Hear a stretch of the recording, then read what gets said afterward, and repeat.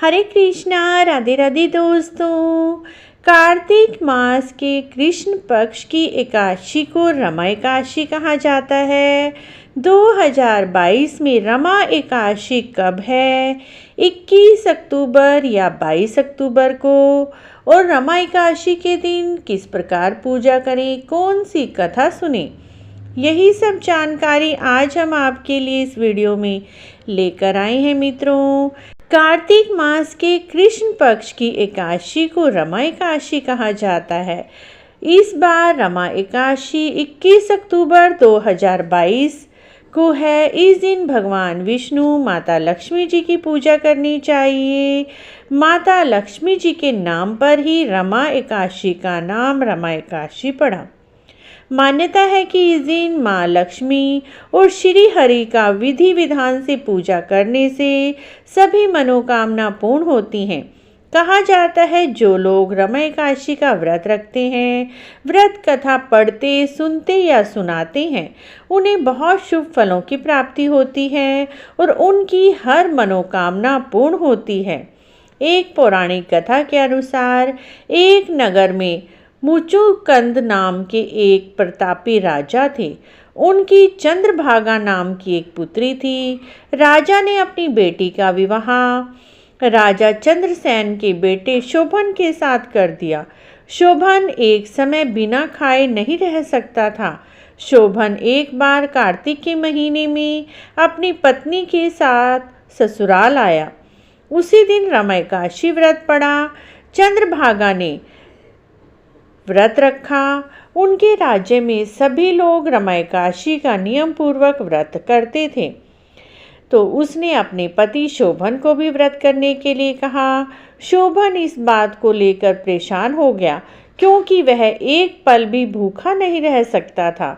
रमा एकादशी का व्रत वह कैसे करे? इसी परेशानी के साथ पत्नी से कहा, चंद्रभागा, मैं आपके राज्य से बाहर चला जाता हूँ क्योंकि मैं बिना खाए नहीं रह सकता। इस व्रत के नियमों का पालन मैं नहीं कर सकता। लेकिन अपनी पत्नी के कहने पर शोभन ने रमा एकादशी का व्रत रख लिया क्योंकि उनके राज्य में जीव जंतु तक भी रमा एकादशी का व्रत करते थे। आखिरकार शोभन को भी रमा एकादशी का उपवास रखना पड़ा, लेकिन पारण करने से पहले ही उसकी मृत्यु हो गई। चंद्रभागा ने पति के साथ खुद को सती नहीं किया, पिता के यहाँ रहने लगी। उधर एकादशी व्रत के पुण्य से शोभन को अगले जन्म में मंदाचल पर्वत पर आलीशान राज्य प्राप्त हुआ। एक बार मुचुकुंद ने ब्राह्मण तीर्थ यात्रा करते हुए शोभन के दिव्य नगर में पहुंचे।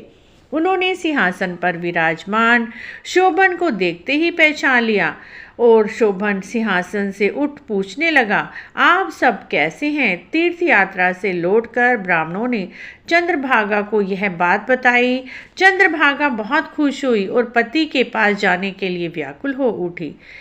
वह वाम ऋषि के आश्रम में पहुंची। चंद्रभागा मंदांचल पर्वत पर पति शोभन के पास पहुंची। अपने एकादशी व्रत के पुण्य का फल शोभन को देते हुए उसने सिंहासन व राज्य को चिरकाल के लिए स्थिर कर दिया। तभी से मान्यता है जो व्यक्ति रमा एकादशी का व्रत रखते हैं उन्हें ब्रह्म हत्या जैसे पापों से भी मुक्ति मिल जाती है और सभी मनोकामना पूर्ण होती है मित्रों। तो रमा एकादशी का व्रत इस बार 21 अक्टूबर 2022 को है। इस दिन सूर्योदय से पहले ही उठकर स्नान कर लें। अपने घर के मंदिर की साफ सफाई कर भगवान विष्णु जी के चित्र के सामने या मूर्ति के सामने देसी घी का दीपक जलाएं।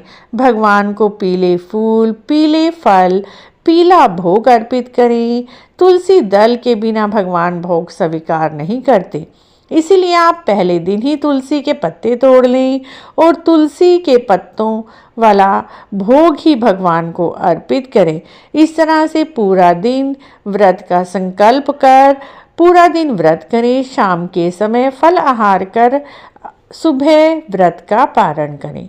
अगर आपको भी रमा एकादशी के व्रत की यह सब जानकारी कथा अच्छी लगी है तो प्लीज़ हमारे चैनल को जरूर सब्सक्राइब करें, लाइक करें, वीडियो को शेयर भी करें। कमेंट बॉक्स में जय विष्णु भगवान, जय माँ लक्ष्मी अवश्य लिखें।